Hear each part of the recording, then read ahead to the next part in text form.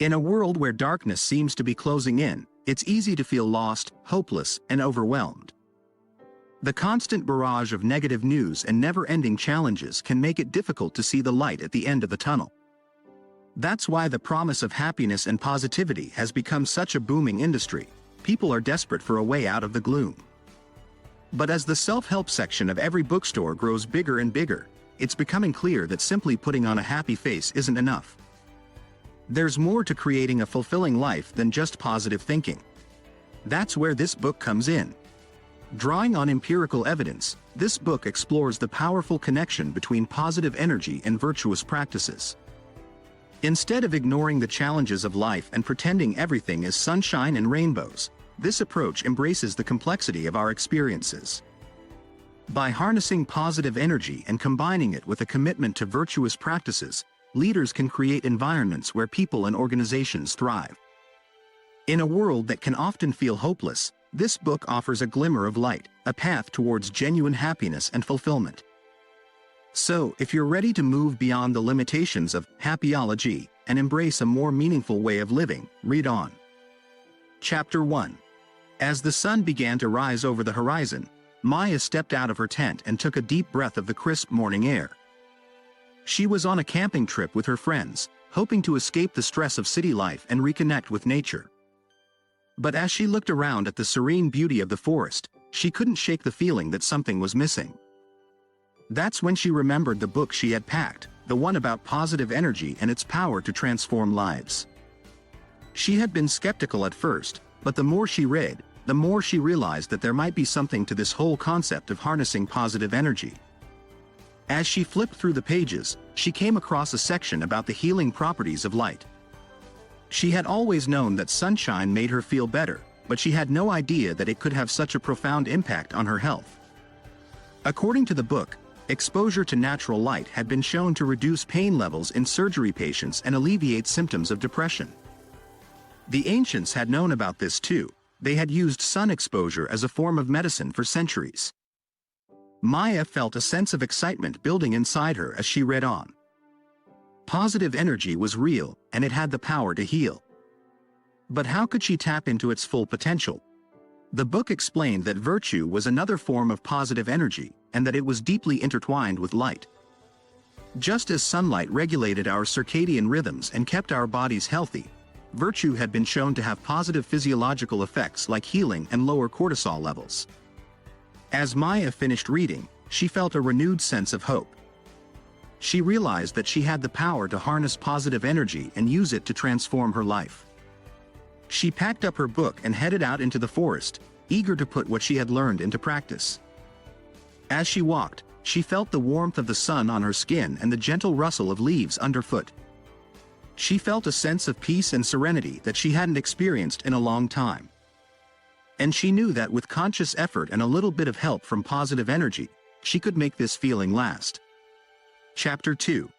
As a young girl, Sophia had always been fascinated by the stars. She would spend hours gazing up at the night sky, trying to spot constellations and counting shooting stars. Her parents encouraged her love of the stars, and as she grew older, they enrolled her in astronomy classes at the local community center. Sophia quickly excelled in her classes, and her passion for astronomy grew stronger every day. She dreamed of one day becoming an astronaut and exploring the cosmos. But as she entered high school, Sophia faced a new challenge. Her family was struggling financially, and she knew that the cost of college would be a huge burden on her parents. Despite this, Sophia continued to study hard and pursue her dreams. She spent countless hours studying astronomy and working on her math and science skills. And she never forgot the kindness of her parents and the community center that had supported her throughout her journey. When it came time to apply for college, Sophia applied for every scholarship she could find. She was determined to make her dreams a reality. And to her amazement, she was awarded a full scholarship to study astronomy at a prestigious university. Sophia was overjoyed, and she knew that she owed her success to the generosity of others. And so, she decided to pay it forward. She spent her summers volunteering at the community center, teaching astronomy classes to young children who were just starting to explore the stars. Sophia's classes quickly became popular, and she began to notice something amazing. As the children learned about the stars and the wonders of the universe, they grew more confident and optimistic. They began to see the world in a new light, full of possibilities and opportunities. Sophia realized that the positive energy she was creating through her classes was contagious. As she gave more and more of herself to others, she found that she was receiving just as much in return. She felt more energized and inspired than ever before, and she knew that she was making a difference in the world. Years later, Sophia became an astronaut and journeyed into space, gazing down at the Earth and the stars she had studied for so long. And as she floated weightlessly in the vast expanse of the universe, she felt an overwhelming sense of gratitude for the generosity and altruism that had brought her there. She knew that positive energy had been the foundation of her success, and she vowed to continue spreading that energy to everyone she met. Chapter 3. In the small town of Brightville, there was a man named Tom who owned a popular restaurant. Tom was known for his integrity and willingness to go above and beyond for his customers. He treated everyone with respect and fairness, and people trusted him completely. One day, a customer named Sarah came in and ordered a special dish. Tom knew that he was running low on some of the ingredients, but he didn't want to disappoint Sarah. Instead of telling her he couldn't make the dish, he sacrificed his own time and went out to get the missing ingredients from another store. Sarah was amazed by Tom's dedication to his customers, and she started spreading the word about his exceptional service. Before long, Tom's restaurant became the most popular spot in town, with people coming from far and wide just to taste his delicious food and experience his hospitality. Tom's success didn't stop there. He was soon approached by a group of investors who wanted to expand his business and open more restaurants in other towns. Tom was hesitant at first, but he knew that he could trust these investors to share his values of integrity and sacrifice. Together, they opened multiple restaurants, each one dedicated to providing exceptional service and building trust with customers. As the years went by, Tom became a respected leader in the restaurant industry, known for his unwavering commitment to integrity and sacrifice. He never forgot that it was his customers' trust in him that had made his success possible, and he continued to prioritize their needs above all else. In the end, Tom's legacy lived on through the many restaurants he had opened and the people whose lives he had touched.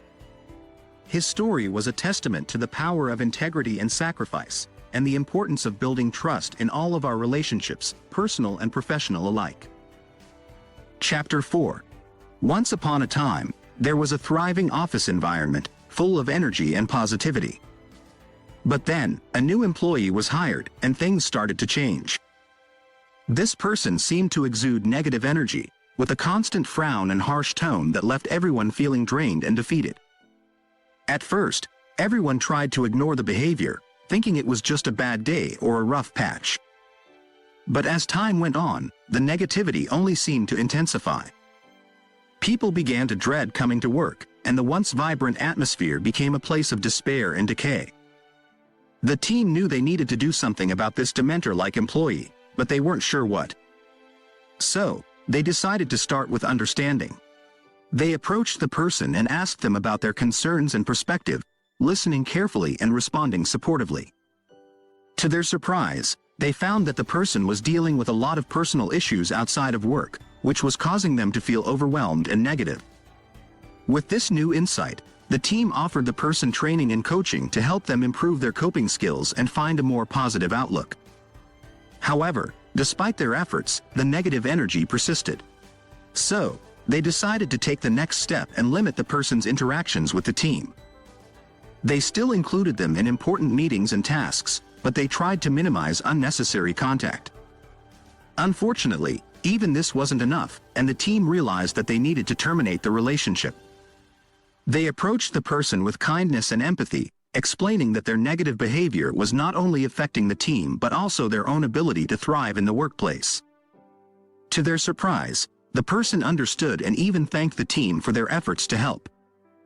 They left the workplace on good terms, and the team was able to reclaim the positive energy and vibrancy that had once defined their workplace. In the end, the team learned that while it can be challenging to deal with someone who exudes negative energy, there are steps you can take to improve the situation. By approaching the person with empathy and understanding, offering support and coaching, and ultimately making the tough decision to terminate the relationship, you can create a more positive and thriving environment for everyone involved. Chapter 5. Lena was thrilled to have landed her dream job at a prestigious company. She had worked hard and had finally received an offer letter. She had always believed in staying humble and being grateful for what she had, and this new job was no exception. On her first day at work, Lena was introduced to her colleagues and was given a tour of the office. Everyone seemed friendly and welcoming, but Lena could sense a competitive undercurrent in the air. She knew that working in a highly competitive environment could be challenging, but she was determined to stay focused on her work and remain humble and grateful. As time passed, Lena noticed that some of her colleagues were always trying to one-up each other, and there was a sense of arrogance and self-centeredness that seemed to permeate the workplace. Despite this, Lena decided to take a different approach.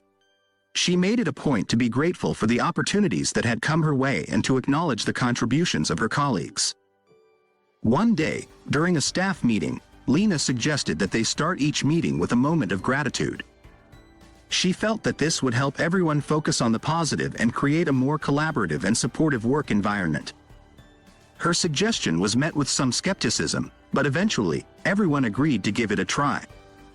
At the next staff meeting, Lena led the group in a moment of gratitude.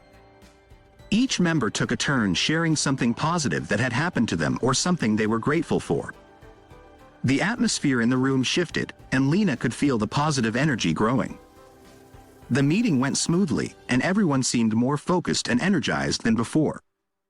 As the weeks went by, the team continued to start each meeting with a moment of gratitude. Lena noticed that her colleagues were becoming more collaborative and supportive. There was less competition and more willingness to work together toward a common goal. Lena knew that staying humble and being grateful had helped to create a positive and productive work environment. In the end, Lena's team was able to achieve great success, and she knew that it was due in large part to the positive energy they had created. Lena had learned that gratitude and humility were not only good for the soul but also good for business. Summary. Once upon a time, in a large corporation, the employees were constantly feeling drained and unmotivated. The company had been facing tough challenges, and the negative energy was palpable. That is, until a new CEO took over and implemented positive leadership practices. The CEO encouraged the staff to share their successes, no matter how small, and to start meetings with gratitude and good news. They also implemented programs that allowed for personal growth and development, and recognized employee efforts and achievements. At first, some employees were hesitant and skeptical about these new practices, but as time went on, they began to see the positive effects. Productivity increased, and absenteeism and turnover decreased. The employees were happier and more motivated, and the company's bottom line started to reflect it. The CEO had taken a chance on positive energy, despite potential pushback, and it paid off in spades. The corporation became a model for other companies looking to improve their workplace culture. And the employees couldn't help but feel grateful for the change in energy and leadership. In the end, the research proved true: positive energy and leadership practices have a significant impact on an organization's success. And this CEO had shown that even the most challenging circumstances can be improved with a little positivity. Finally, the insights and knowledge I gained from reading Positively Energizing Leadership were phenomenal. I highly recommend it. Thank you for taking the time to watch, and if you found value in this video, be sure to hit that like button and subscribe to my channel for more great content.